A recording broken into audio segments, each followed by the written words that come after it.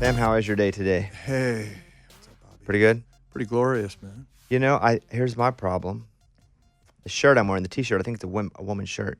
This one. I didn't realize it. And then I was looking in the mirror, and I was like, that's a woman's shirt. So I put this on over the top, so you think I was at least kind of cool. Was that from your Zumba class? You know, that's the one class I haven't done, Zumba. Have you ever been to Zumba? Honestly, I don't want to make this awkward for you, but I actually trademarked the name Zumba. I actually created Zumba. You did not. I am the forbidden dance. You did not trademark Zumba. I mean, you've done everything else. Sorry, man. Have you ever been to a Zumba class, though? I've actually witnessed a Zumba class. But you haven't done it? No, look at me. Have you done Taibo back in the day? I used to do Taibo. Can I say something true? Yeah. I actually had a song on a Taibo VHS. Really? 100% true. With Billy Blanks, baby. Billy Blanks. So what song was that, though? It was called Supersonic Love, and the royalties from that would definitely paid for the bottle of water you guys were nice enough to push in my direction. So it wasn't like a massive song they wanted to put in it. No. It was a filler song. It was a song that of like many of my other early releases that was dropped by a record label, and I found a way to make $5 off of it. So, you know, when I was going through your entire catalog of songs you wrote and produced, and it's so many massive hits, and you know, the song that I really liked of yours that I felt like was gonna like, and it still is sometimes because they play a clip of it in stadiums all the time, is Hand Clap. that's a fun little ditty. Yeah, because they do a lot of that in the stadiums. I was a pioneer in jock jams. You know what I mean? That's a jock jam. It's like, remember the Tommy Boy jock jams compilations? Absolutely. Right. I had Jock Jam 1, In Fuego. Yes. I had Jock Jam 2, Are You Ready for This? Dun, dun, dun, dun, dun. And then it was just one to the other. I actually sat in on the commercial for Jock Jams 2. My friend Kennedy directed it, and I got to watch Michael Buffer do his thing in real time on a commercial, which was pretty cool. Because he does in the middle of the Jock Jam. Yes. Even the single version, when I was on, because I did pop radio for a long time, he would do the Let's Get Ready to Rumble. That's right. Bam, bam, bam, bam. Oh, man. That's like. So Hand Clap was my version of a jock jam, I guess. I don't think it was necessarily constructed that way, but it's funny. I mean, it's still played at every sporting thing around the world, and it's neat, especially in New York, because I hear it, you know, at the Yankee games, at the Knicks games, at the Net games. It's kind of fun. Do you ever stand up and wave? That's what I would do when that's played. Just stand up, and be like, "That's me." If I do that, then that's the moment they stop playing it. When they realize what I look like, that'll be the end of it. When I look at again your massive body of work, there are so many even micro hooks or catchy things that I think na na na na.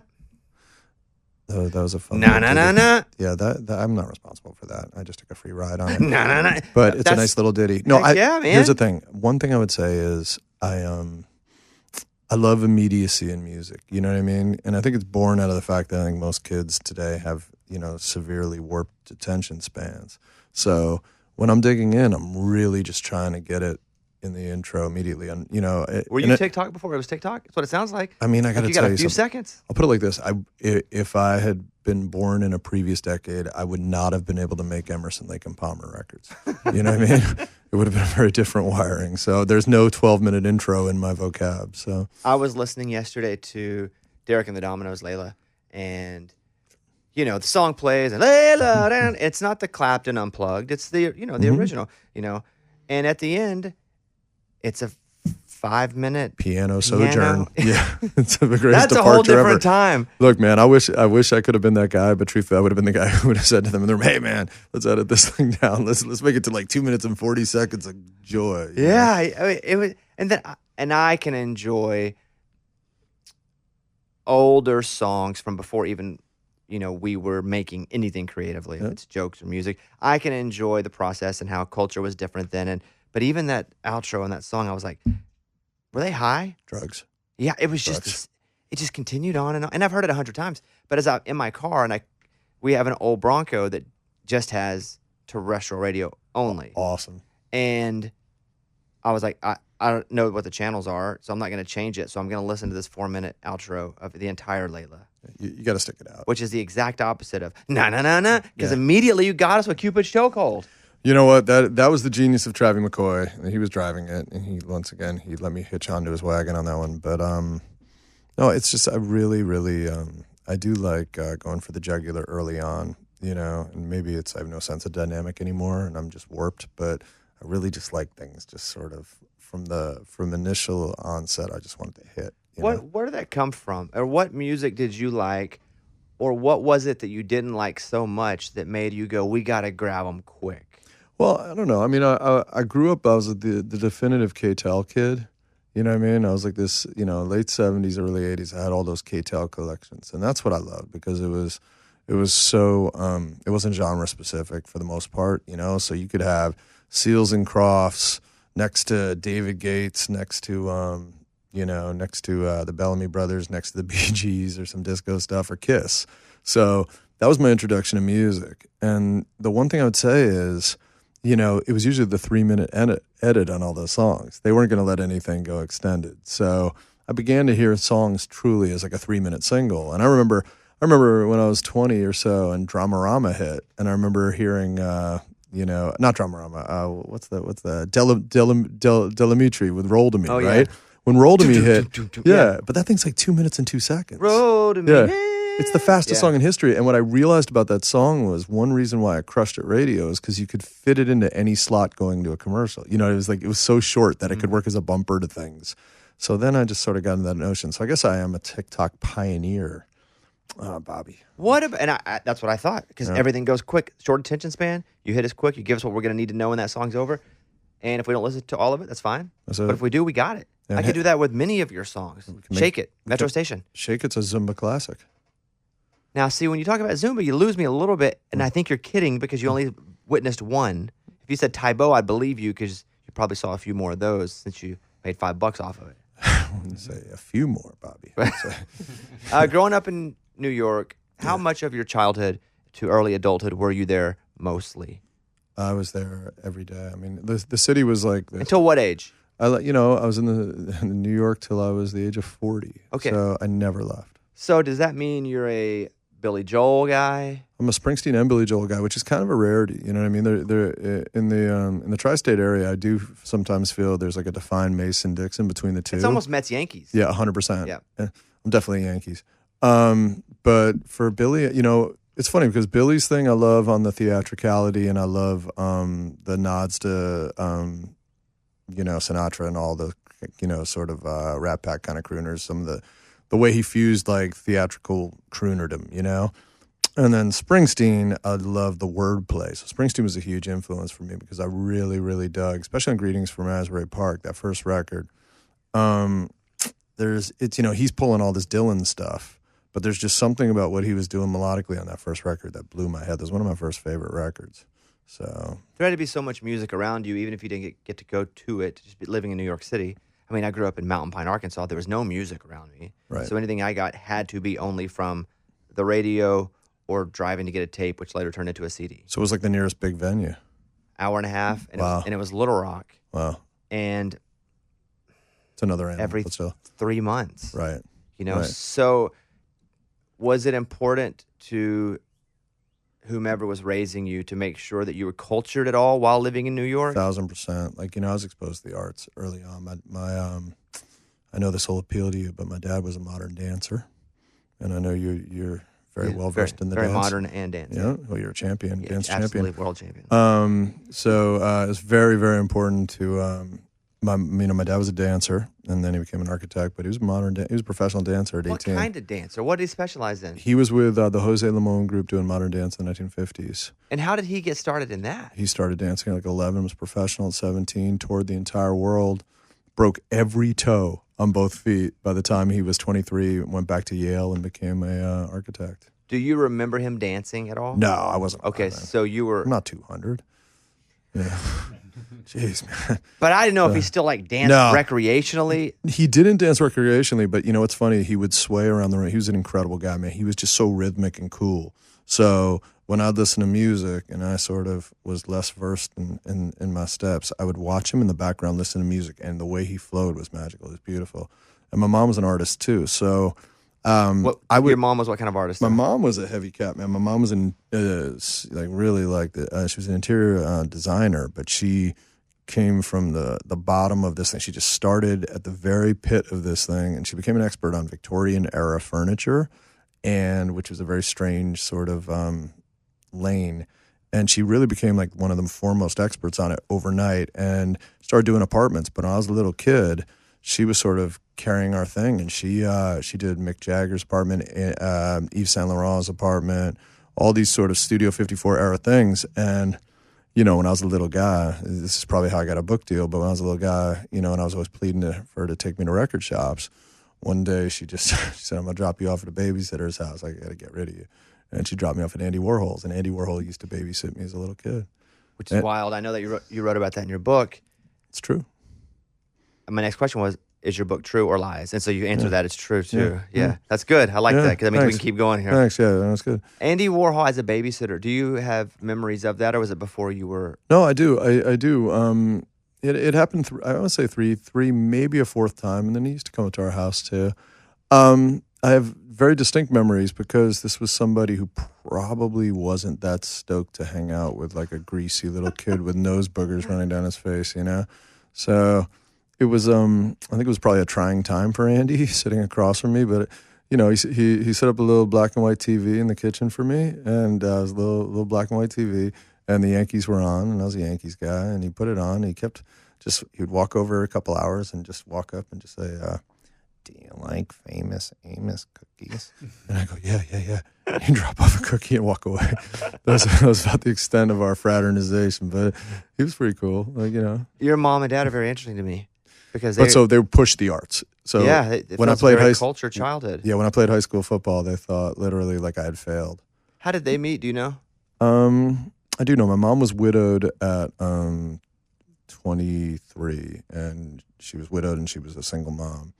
And she met my dad through a friend in the city, just like casually. And so I assume their bond was something artistic, creative. It sounds like they both have that spirit inside of them. They were incredible, man. They were like both like both of their aesthetics were at like a level I've never seen. They were both, everything about them. They lived in this little studio apartment in the city, and they tricked this thing out to such an extent in like 1969 or whatever, before I was born. But it was in magazines. It was featured because the level of design was so sophisticated and cool. Like they were brilliant minds. So. What do you remember as far as their parenting? What was a priority from them to you as for just being a good human? Like, what were they trying to teach you? Well, I gotta be honest with you. They were very decent people, and I think the number one thing they wanted to teach me, one was aspirational things, that everything was obtainable. I was blessed to have like a support network that other kids didn't have. You know what I mean? Like, and that's never been lost on me. Like when you're entering this business and you have two parents who are cheering for you, hoping that you enter something or do something different or color outside the lines, that's pretty cool, So I would say I was blessed with that. And then, they were so kind, and they're so gracious. And in our town specifically, we lived an hour north in northern Westchester, and the way they approached everybody, they were known. They'd just be like very generous, decent people. Like they would talk to everybody. That was one thing that was pushed on me early on. It was just, have no fear of talking to people, look people in the eye, and like honestly, just like be a human. I ask all the childhood stuff because I grew into a sociopath. I was going to get there later about that specifically, cool. But it's when I'm reading about you and reading different parts of the book, the Mike was like, you got to read this, you got to read this. That you didn't have a hit until you were 35. Is that accurate? That's completely true. I'm going from memory. Completely now, true. You had these parents that said you can do anything. They didn't really set boundaries for you, except the boundary of you can push the boundary as much as you'd like. Hustle. Yeah, hustle. just go. Just hustle. And so you're 18, 19, even up to 24, 25. Like, where did you see your life going? What was the goal? What was the plan then? Well, the plan from day one was I really... I was a student of records, right? I mean, I collected records the way other kids collected baseball cards.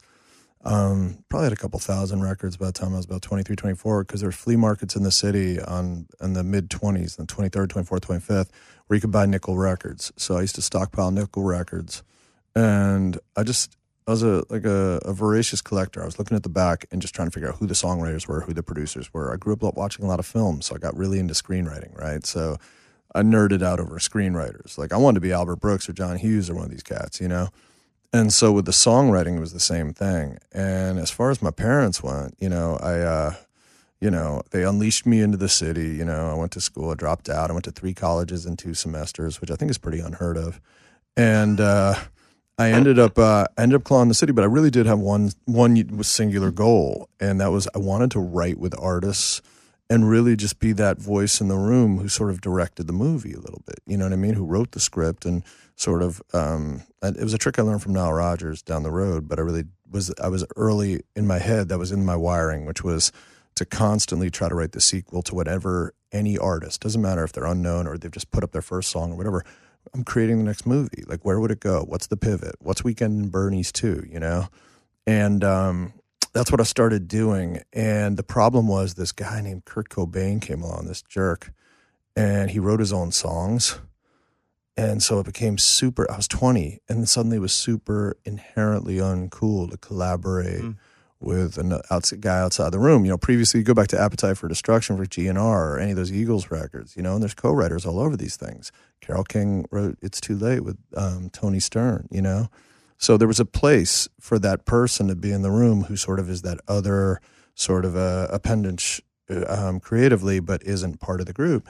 And suddenly it wasn't in vogue anymore. It wasn't cool. And so I had to claw my way through the city at that time, and I had to eat.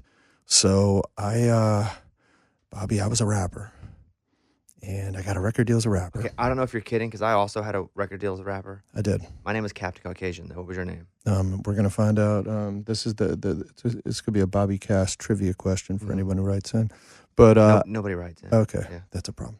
But I did get a record deal with Select Records, which was Atlantic's hip hop record. So at the time they had Kid and Play, Chubb Rock, UTFO. Kid and Play were on top of the world. What year was this, by the way? This is 1991. Okay, so Beastie Boys have been around for a little bit. Beastie's been around. Third Base had come out, and they were big. Like in the Third city. Base, Pop Goes the Weasel, right? Yeah, that was big in the city. And then, Villanova. It was where I was shopping when Vanilla Ice came out. And it was funny because Vanilla Ice's label tried to sign me. They flew me down to Plano, Texas, Ultrax Records, and I remember. Pivotal moment in my youth. I'm probably 20 years old, just probably turned 20. And they took me into a closet, and it was all the Vanilla Ice merch. You know what I mean? Vanilla Ice toothbrushes, lunch boxes, you know, whatever. It was so dystopian. And I remember thinking, I've entered into like a universe I could never understand. But I made this record, I got signed, I had a video out, and then I got dropped within 2 weeks. You know what I mean? What's the record? It's called Notorious B.I.G. Yeah, I've heard of it. Then I have heard of it. Yeah, that's good. Good for you. But after my failed hip hop, what was wrong with the record? I made it myself. So the biggest mistake was I got a record deal, and immediately Select tried to hook me up with producers. So Bob Power wanted to work with me, and he had done he had engineered and mixed all those Tribe Called Quest records, and then they hooked me with these guys, track masters, who would go on to do all of the Diddy and Mace stuff and getting jiggy with it and all that 90s big sample heavy hip hop. These guys all wanted to work with me, and I, of course, turned it all down to make my own record because I was very headstrong. I didn't want to collaborate with anybody.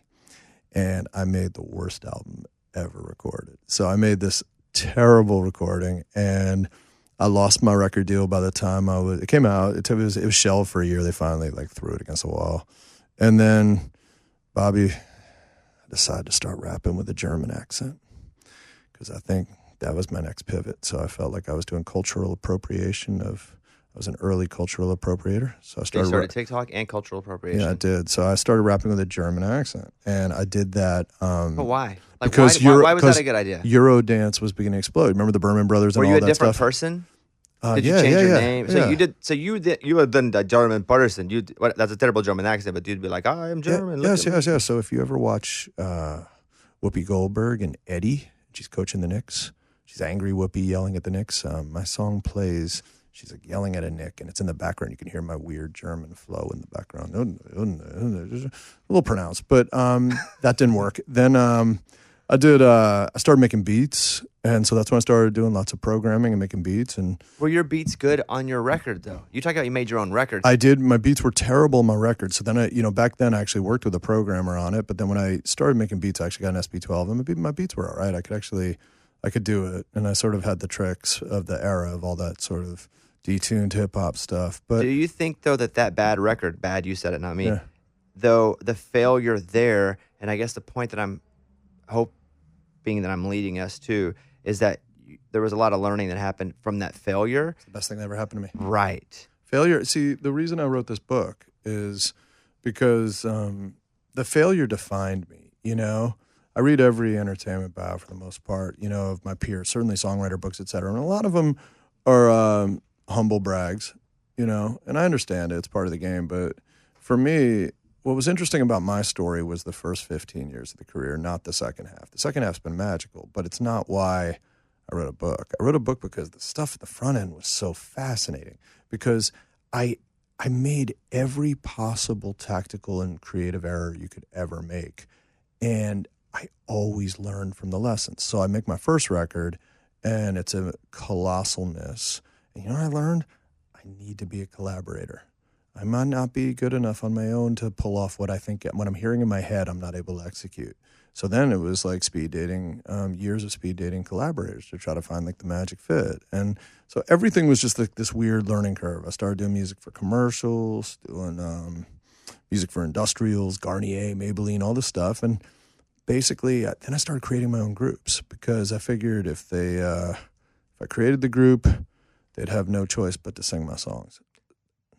Quality theory. I mean, it felt good on paper. Yeah. So the first 5 albums I made were major. I got, my manager, Brett, was able to get 5 major label deals for artists over a 2-year period, which was unheard of. We had nothing. We had never done anything. I'd never done anything. And I had the distinction of the first 5 albums I ever made weren't released. And you go, well, how does that work? Well, because there's no internet, no Spotify, nothing. This is not, 98, 99, 2000. So no iTunes. So back then it's still physical CDs. And as you know, like a bunch of records, they'd sign 30 acts a year or whatever, but a couple were tax write-offs. Mine were always the write-offs. So the first 5 albums didn't come out. The 6th finally is the one that breaks through. It was a group called Bad Ronald that took out an ad in the Village Voice in New York, cast this thing. We went to, we recorded at Henson in LA. And I had a panic attack in the middle of it, because I knew this was my last shot in this business. And ended up. Why did you think that was your last shot, though? Well, because when you have 5 albums but on you had major 5, labels, it's such a weird number to go, well, my 6th certainly isn't going to work. Well, because the phone just wasn't ringing. Got it. You know what I mean? Like, no one's taking my calls. And I think I was somebody who generally people rooted for. But, man, it's like at some point you're like you're a draft pick, and at some point, you're going to get cut. Your stock isn't there. And that's where I was at. And so I was just at the very bottom of this thing, and we make this album, and the floodgates open, and I have a song on MTV, right? And it's the first song ever. Bad Ronald, Let's Begin. Song on MTV, most magical feeling in the world. Crying, first song ever literally in a video, because up to that, the only TV usage I had was background music in Real World Seattle. And it's true. And so we have this thing, and on the night of the record releases, you remember, record store releases were Tuesdays. So the Monday night before it, most record stores stay open to midnight, and you'd have record release Monday nights, you know what I mean? And so all throughout the city, like whatever you were a fan of in New York City, those people would congregate for the record release of that record, and you'd go to the record stores. So our record was this, it was the Easy Rider helmet from the movie, American flag. And it was displayed at 14th and Broadway in the Virgin Megastore. And we had the flat on the corner of Broadway, sky high. It was the coolest thing I'd ever seen, right? So we went to take pictures there directly before it. It was the most magical feeling. I was so excited. And we were there at midnight and went to bed. Next morning, woke up, it was September 11th, 2001. Mm-hmm. And as I ran down the street, I watched the towers fall from Washington Square Park around the corner. And then when I ran uptown, and all these people are running towards me covered in soot, and all these people are screaming, looking for family members. They're all congregating in Union Square. So the press trucks are there, and the press start photographing, and all the news trucks are photographing our album cover with people covered in white dust past the American flag. So it was the most harrowing, just awful day, obviously, in my life. And, I never went back to that store for 2.5 years, and I didn't fly for 2 years. And Bad Ronald were dropped within 3 weeks because their record was just like loud, abrasive, sort of raunchy hip hop and rock hip hop, And that wasn't what people wanted on September 12th. They wanted Norah Jones, So that was the end for me. So the phone stopped ringing, and I had to take a side hustle, so I started making beats on Kids Bop Records. I'm serious. And that's why I'm pausing here. I'm serious. So when you say making beats, so you're... How about this? I wasn't even producing. I was the drum programmer. So you're making as close to as possible, like the real version, but a little softer version of the songs now. Family friendly. Yeah. Yeah. How do you get that job? Gary Phillips was a guitar player I'd used. He had done session work. He actually did the entire Bad Ronald record. He was amazing. He had produced a singer-songwriter named Michael Tolcher, a record that I'd done that didn't really happen. And he'd become my session guy. And he got the gig as the main producer for Kids Bop. He still is. And he knew that I was having a hard time. And he knew that my phone had stopped ringing and I wasn't going to quit. So he gave me he started throwing me little vigs like, hey, do the Beyonce Crazy in Love Kids Bop. And as I always say, that's my hot beat on that, man. So in case you tonight want to do the Forbidden Mambo to that thing, I got you. It's my beat. So when did you start to reestablish, even within yourself, who you were? Well, I met a guy who changed my life. I met a guy named Jonathan Daniel. A couple pivotal things. One thing I need to say is even in the midst of all the failure and futility, I had the first thing that really changed my life was I met Carole King. And Carole King took an interest in me. And How did you just meet Carole King, though? I brought her in on one of these records to sing, a record that was never released, a female artist named Tarsha Vega and RCA. And she was like an MC. And it was, once again, acoustics, like sort of like a vibey acoustic hip-hop record.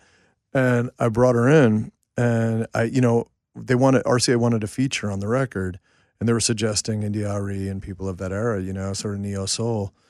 And I suggested Carole King, and Brian Malouf was the A&R, and he had a relationship with her camp. And 2 days later, she came down to the studio to hang out with us, and she sat across from us, and she's looking at Tarsha, and she said, "Tarsha, I love what you do lyrically. I think it's great. I love the nuances, blah, blah." And Tarsha, God bless her, looked at me and said, "Well, he writes it. I don't write the stuff. He writes it."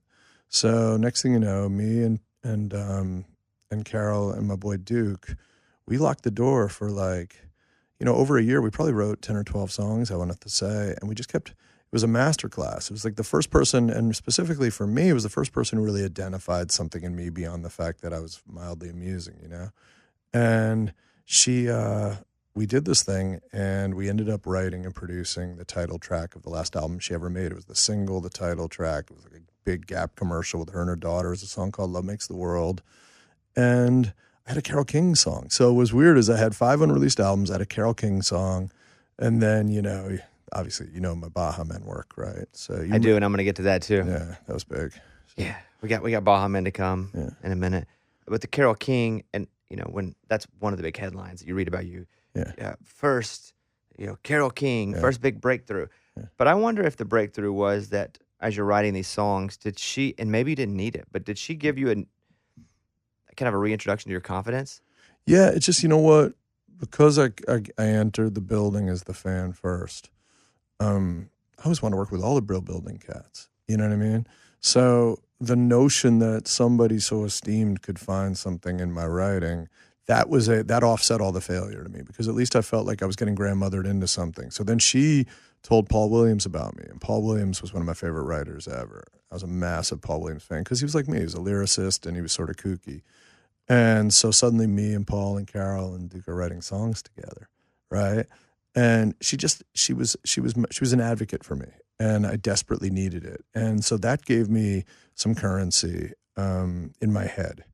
And then, but this, a guy named Jonathan Daniel is the guy who really changed my career. He was his manager, and he was about 8 years older than me, something like that. And he'd been in hair bands in the 80s, at the same kind of trajectory though, like just dancing around all these scenes, and like in the way I was dancing around scenes in New York City, but never really having his own moment, that breakout moment.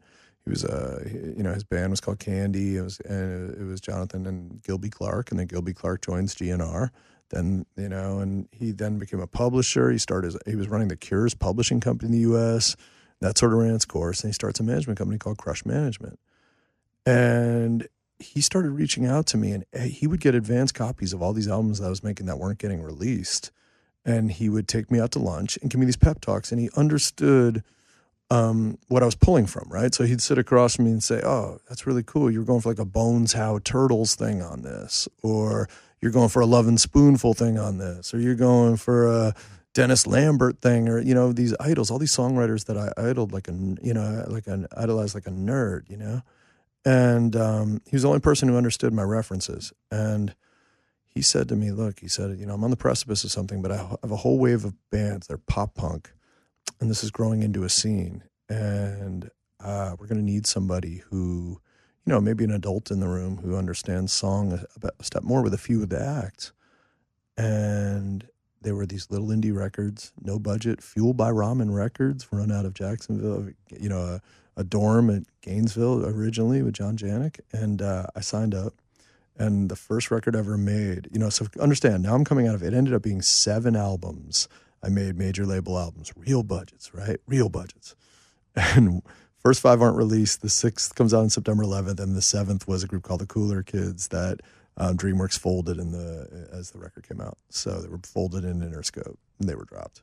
So I've made all these major label records for budgets, and then suddenly here I am, and I'm pitched these records for $25,000 all in for everything.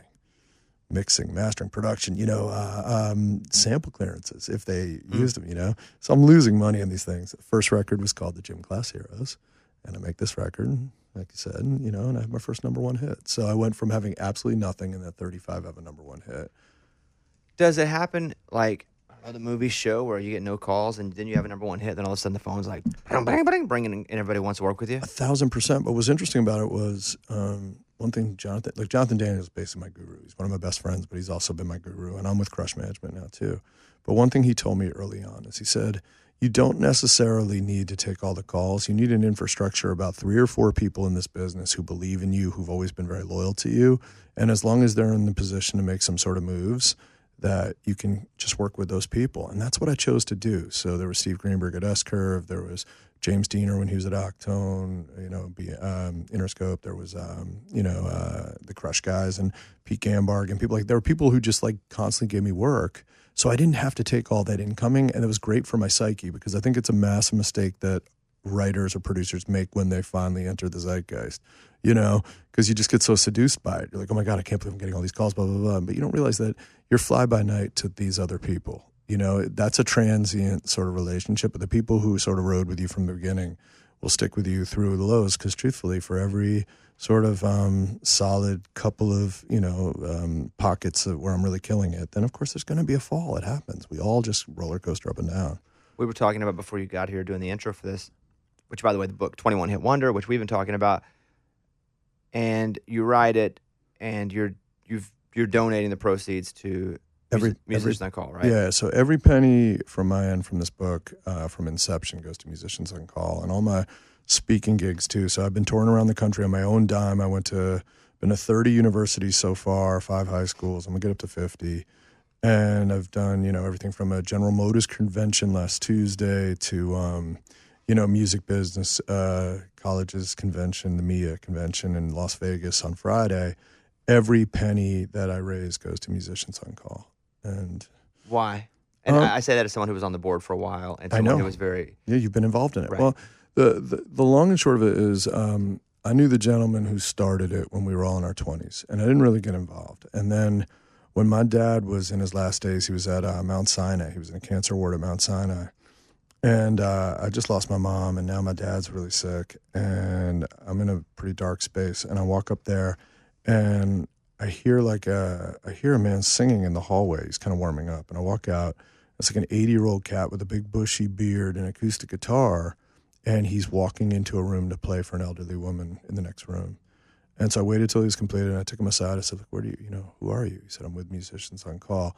And literally my face froze, because I had I'd always wanted to get involved, and I felt like this was this weird, divine sort of religious experience. So I immediately signed on, joined the advisory board, and then we have this Christmas group. It's me and Kevin Griffin, Mark McGrath, it's a bunch of us, Lisa Loeb, and we do this thing called Band of Merrymakers. And so we gave proceeds to it, and we started playing in the hospitals and like doing the workshops. And I was doing writing clinics like with kids who were in really tough shape. And it is the most valuable work I've ever done. I figured, there's a lot of charities that get a ton of shine and have more financial resources. And I felt, well, if I could do anything to help, it was worth it. When you speak at any of the things you said, a college, a convention, bunch of executives, what's your one story that is going to light the room up? People are going to love it. They're going to be entertained. You may twist and turn on them a little bit, but that's your money story.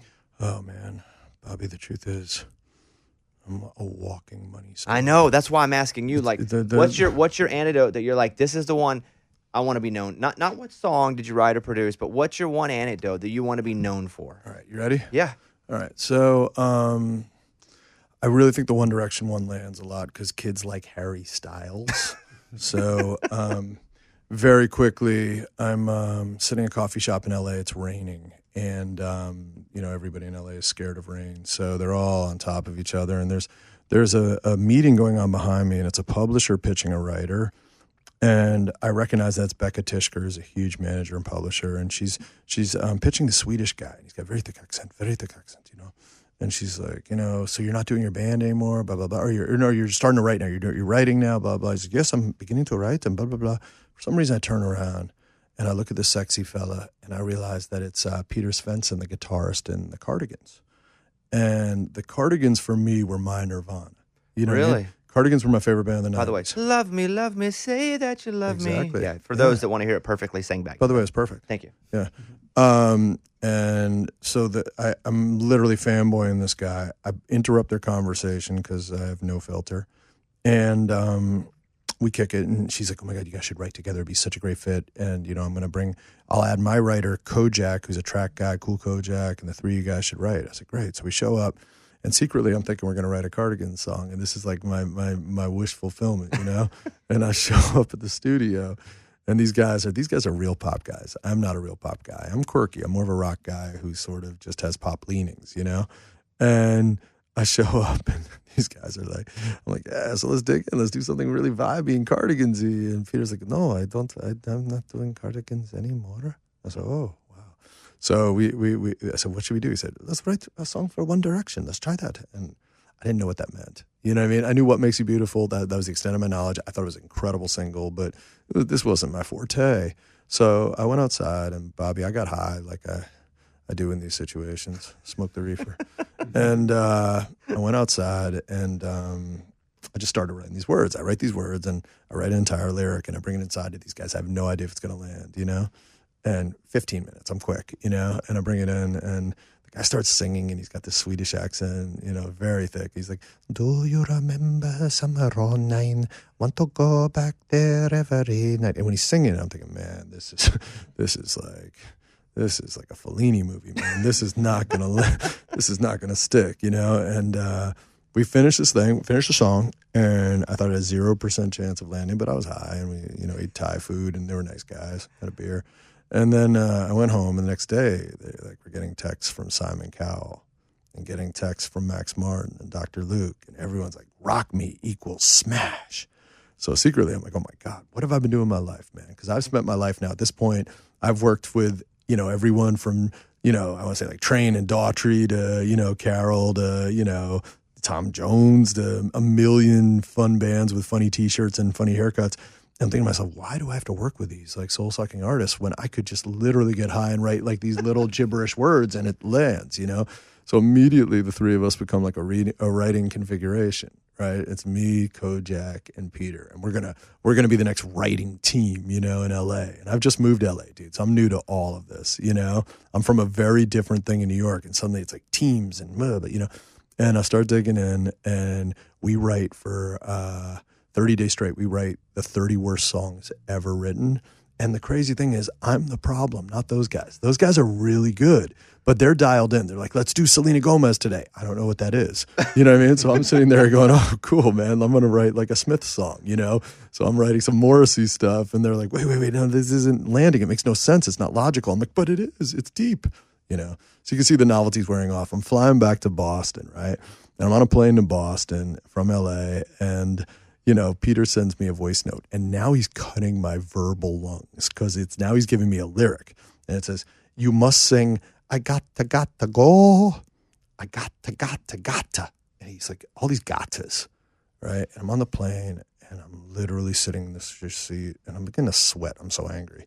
I'm like, why is he making me sing gottas? I don't want to sing gottas. I want my own words on this melody. And so I text him in the plane. He's like, no, it has to be gatta. You got to. He kept saying that. Back and forth, the weirdest exchange. Like one of those things where you're like, how are we adults and this is what we get paid for, you know? And I finally, at the last text back and forth, I was like, yeah, I just don't feel this, man. Those guys never work with me ever again. Okay. Now here's the only problem. Driving my kid to school a year later. And I'm listening to Kiss in LA, and Ariana Grande's Love Me Harder comes on. You got to love me harder. And I heard the gottas, and I hadn't heard gatta in a chorus like this repeated. And I just turned to my daughter. She's like 6 or 7. She's probably 7 or 8. And I was like, can you just type something into my phone? Just type writer Ariana Grande, Love Me Harder, Peter Svensson. So, you know, I played that one wrong. But that was my only foray into One Direction and straight ahead pop stuff. And obviously, it's probably not what I do best. You know what song I love? I was playing it on my radio show just a couple weeks ago. It's the new Weezer song, Records. That's a fun duty. And again, it's so now that I've spoken with you and kind of hear the macro version of what you're about, even that song starts with what that song is. Yes. And when you talk about how you perceive music and you want to get to what to get to fast, I think of old songs like Sweet Emotion. It starts, right? Aerosmith, Sweet Emotion starts with the chorus. That's it. It comes back to that, but that's the heat of the song. When record starts, it's you go for the jugular. Right at it. You know, the thing about records is I started writing that with Rivers during the pandemic, the front end, like late 20 or something like that. I was in Cape Cod, and I pulled out an acoustic, and I was singing this idea, and I kept singing, I got records in my head, if it was, and I felt like it could land, you know? And I got on Zoom with them, and we kept kicking it back and forth. We kicked it back and forth about a year and a half. And it was amazing because we kept debating. There was like an internal debate, I think, about front-loading the hook to that extent. But that's why it works to me. Like it just. And the second hook, just sonically, is a little different. It's a little harder, you know? Yeah. I got record, and then the second one comes around. Doo, doo, doo. Because he pops the octave. Yeah. That's my, you know, like, man, in my writing, it doesn't matter if it was, you know, when we were doing The Boys Like Girls or We the Kings or Metro, any of those things. Like, the one thing I love is when a chorus just explodes. I like melodies that are kind of static down, sitting in a little box, because that comes from the hip hop stuff, right? So I love melodies that are somewhat linear, and then that gives you room to just have like this big kabao sort of octave jump, and Records does it, right? Like that first chorus, you know, you feel like, oh, it's sort of restrained Rivers, and then when he hits the top note, you're like, wow. So I love Weezer. I was visually impaired. My right eye doesn't work, and I was like, man, there's nobody cool that wears glasses. Right. Rivers, huge inspiration to me, because I was like, oh, he's nerdy but awesome. Yeah, and he's so awesome that he's not nerdy. He's the coolest guy. And I want to be that guy. He's the coolest. And so here's my quick Weezer story. Yeah. I worked on American Idol for 4 years as the head mentor. I'd work with the kids, some young adults, on everything from song selection to how to sing it, tempo, being interviewed. They just had me there as the Swiss Army knife. Right. And at the end of every season, everybody would come in. All the big stars for duets, right? And this artist would be with this person, and Weezer was coming in. Now, I had never met anyone from Weezer, and I was freaking pumped. I'm jaded.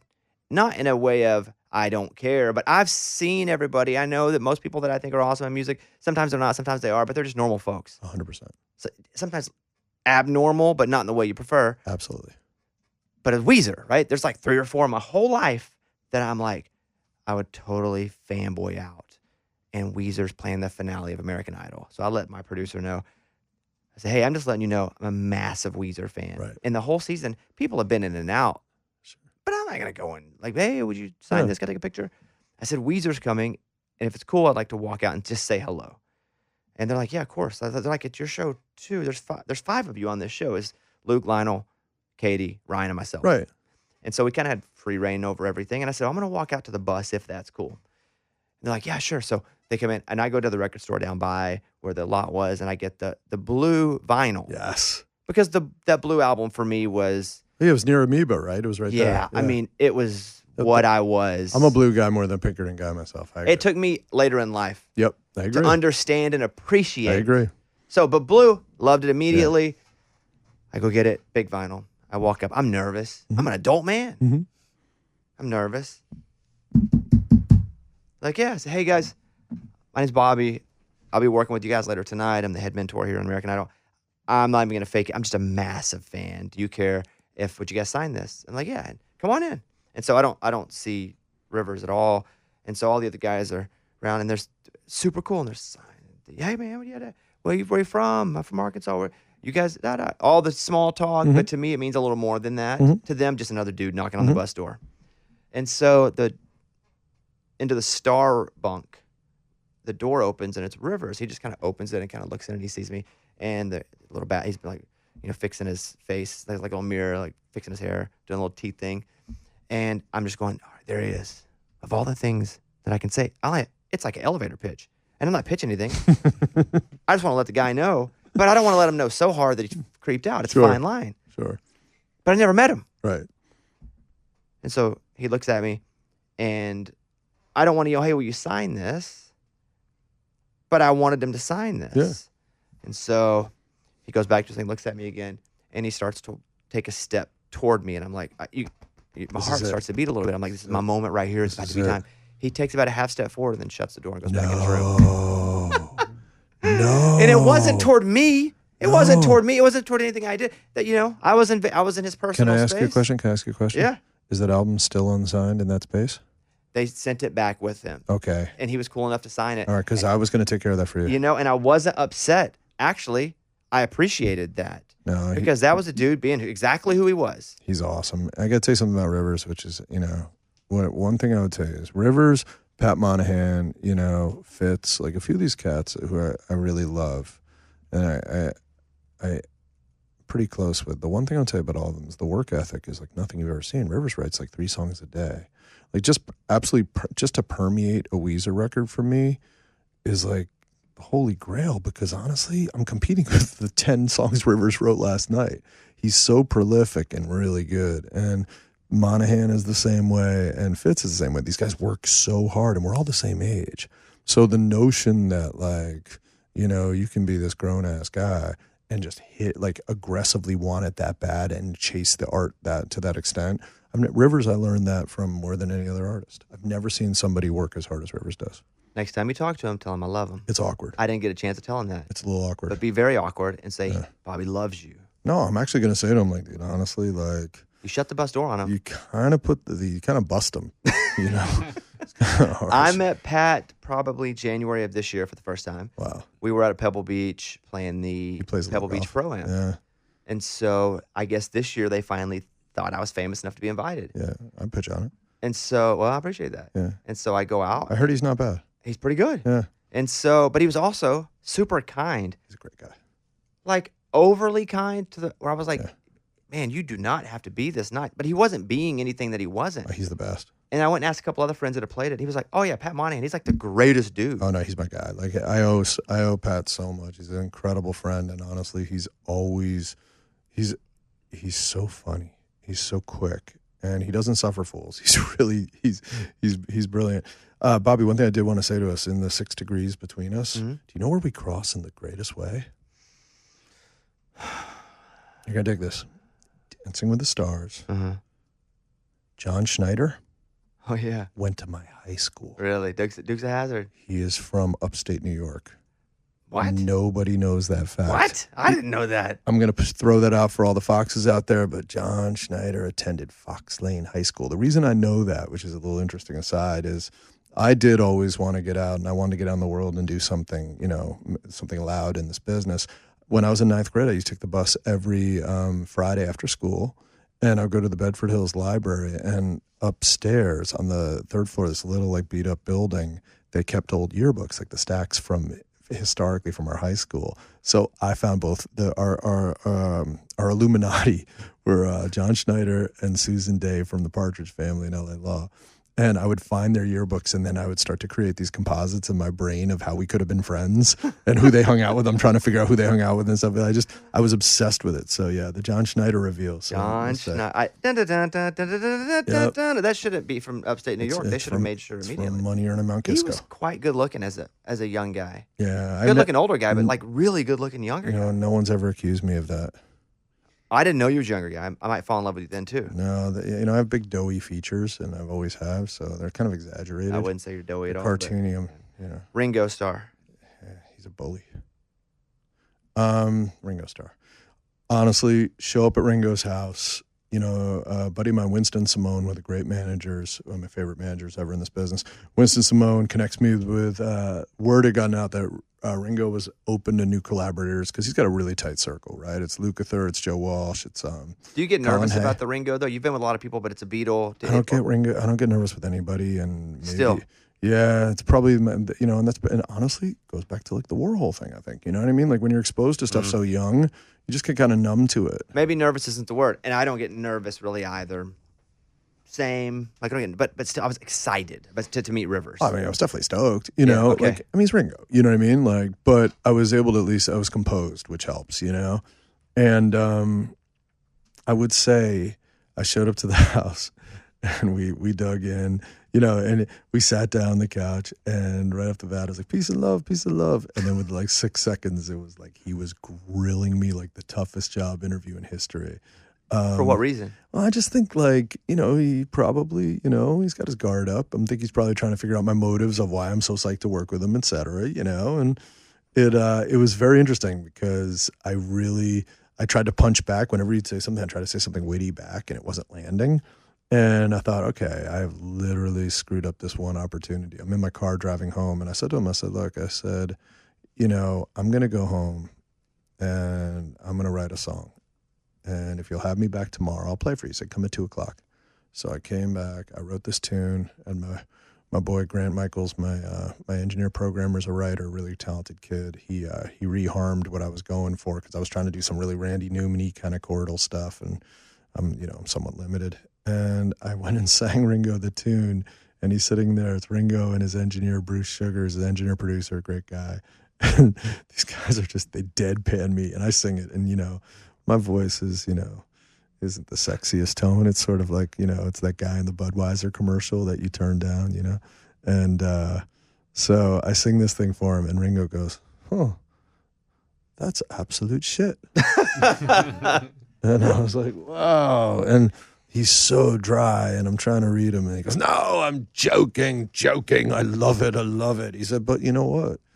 You sang me a song. I'm just going to cut you a song. And I said, well, I didn't sing you a second verse or a bridge. He said, And next thing you know, he just ripped into it and wrote a second verse. And this guy comes alive at a level I've never seen. And his energy is freakish.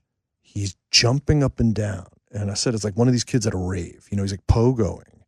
And he's 80 at the time. Well, he's probably 78 at the time. He's pogoing up and down. The best physicality in the world. He's running behind the kid. I'm watching Ringo play, and his pocket is so nasty. And he's doing all the sort of tricks that all the Ringo still stuff. do them. Nasty. No embellishment. Incredible feel. His pocket's crazy. And he's doing all the hand percussion. He's singing. He's doing everything. He's running around the room. And I looked at him. It was the first moment I really felt like, man, if this is how people age now, I'm all right with it. You know what I mean? And it's funny because over a period, I've worked with some incredible greats of the era, right? Carole King, Ringo, the OJs, Eddie Levert, my God, Eddie and Walter, Tom Jones, Joe Cocker. One thing I'd say about all these people, Mike Love, they're in the most incredible physical shape. It's humbling. Every single time. I had a night with the OJs, and we went out. They played the Apollo Theater, and then we all went out for drinks at some hotel bar. And it's 2 a.m, and Eddie Levert is going. He's like, we're not done. we're not done. He's dancing around, more Blanco. You know, these guys, like, they live it. And the fact that they have that energy makes me just feel so good as I hit 30 now. I felt that. You know what I mean? I got 4 final questions. Number 1 is, I was watching, my TikTok lets me watch a lot of late 60s, early 70s, especially singer-songwriter, kind of acoustic-ish. I want your TikTok. That's where I live, and 90s wrestling. You know what mine is? What? Mine's usually like, a young artist, usually from Nashville or something along the lines. And it's like, hey, they're in their car and the camera's looking at them and they go, hey, I just broke up with my girlfriend today and I wrote a song about it. You want to hear it? And then they do the fake turn of the dial and then they lip sync along to it for a second. They do a lot of hand movements, and that's when I just keep scrolling past. Sorry, I digress. That's ADHD. I don't live there. I see those sometimes. They're sent to me, but I don't live there. I want to live where you live. All right, so go ahead. Sorry. Where I live's cool. No, where I live's cool because I see a lot of Tom Jones singing either live or like on a television studio set. I had no idea because the Tom Jones version that I know from my life is older Tom Jones. He's a caricature. Yeah. Oh, he's a beast. He's a real soul singer. One of the best I've ever heard. He's like a superstar. That good. I watched him and Ray Charles sing together. Yeah. No, he back and forth. Yeah, Tom Jones had all the respect. I mean, like, he's literally, he's one of those British, like, sort of just like soul, like, legends. But he was so good. Yeah, no, it's funny because, like, his pop cultural presence, I think, is so different from actually the core of his voice. He's a singer. And then I heard him sing later, maybe like 2 years ago, on The Voice in Another Country. Yeah. As an older guy. Still sings. And still sings. So yeah, I just had no idea. I'm like a fetishist for raspy vocals. You know what I mean? So coming out of the UK, there's all those cats like Tom Jones or Chris Rea, who's like very forgotten. But Chris Rea, certainly in the States, over there he's big. But like, it's a gravel. And when singers come along and have that British gravelly thing, man, I'm the first guy at the record store. You know what I mean? Every single time. It's my favorite voice. Cocker. I mean, come on. It's like literally like if you're going to sweat that much when you sing, I need to appreciate that. Exactly. But Joe Cocker, like, you're at 1/3 of the way into a Cocker show, or I would watch him live. I didn't get to go watch him in person. Yeah. But I would watch Cocker live. The guy's pouring sweat, like wiping himself down, singing ballads. Well, the problem is, like, the bar was so high. These guys, the performance level and the way they just left it all out on the stage. And there are very few singers I would say the same thing about now. It's not the same level of commitment, Like, Cocker's thing was unbelievable. It's just... And to cover a Beatles song... You're right. And there are a lot of... And listen, I love a lot of Joe Cocker, but I think how ballsy to cover a Beatles song, period.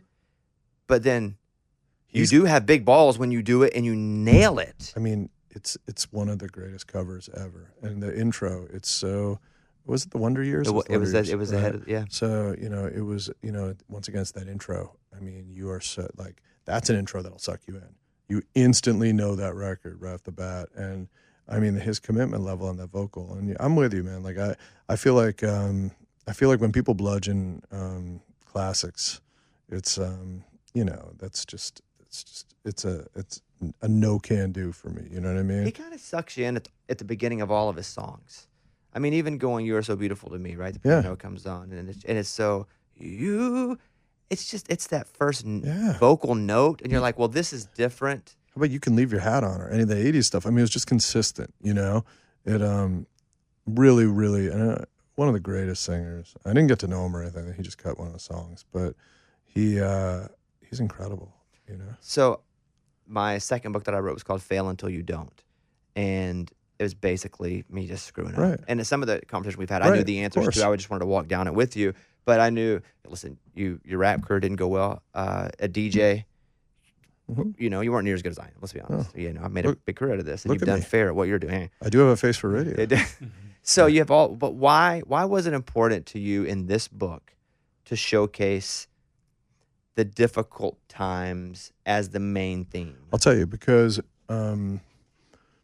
my daughter's 17, so what is that, Gen Z or whatever? I'm scared for these kids because when you have so much technology at your hands and so much, everything is just pulling at your attention 24 hours a day, I'm scared that these kids might not have the same work ethic because I think they might get just constantly pulled and like, hey, I don't want to do this very long, and maybe I'll do this job for 6 weeks, and maybe I'll do this and quit this and quit this and quit this.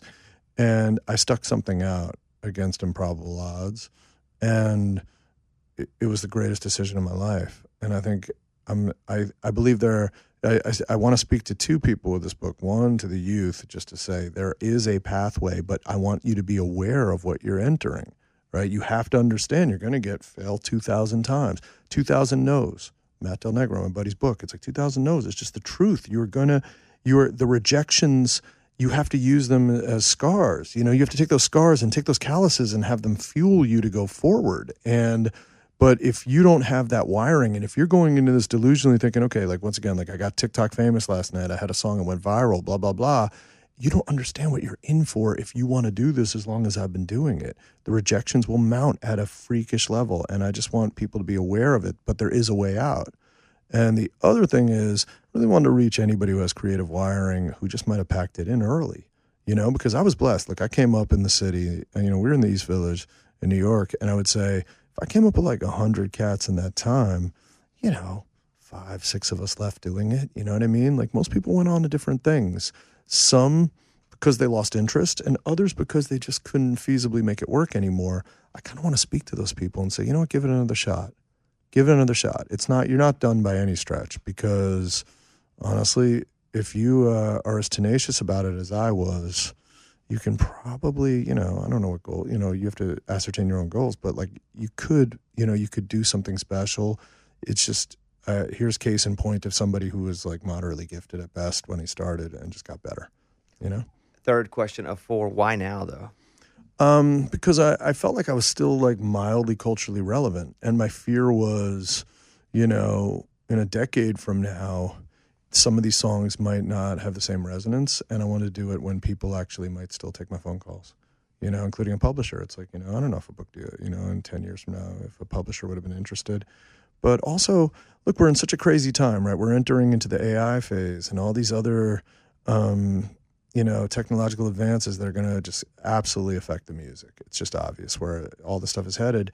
And it felt like a nice moment to pivot creatively for a second and to just get out of the fray, clear my head, write everything. This is all me. There's no co-writers or ghostwriters. It's literally 300 zillion pages of my psyche. But I felt like this was like a rinse out. And then I'm going to come back with like just stronger than ever, because I feel so creatively sort of motivated because I needed the break. My final question is just 2 words with a question mark at the end of it. Aries. Close. Okay. Baha Men, question mark. All right, so you guys are all very familiar with Who Let the Dogs Out, so let's not make it weird between us. Couldn't be more. Yeah, so I didn't do that one. Okay. I did the follow-up. It was called Move It Like This.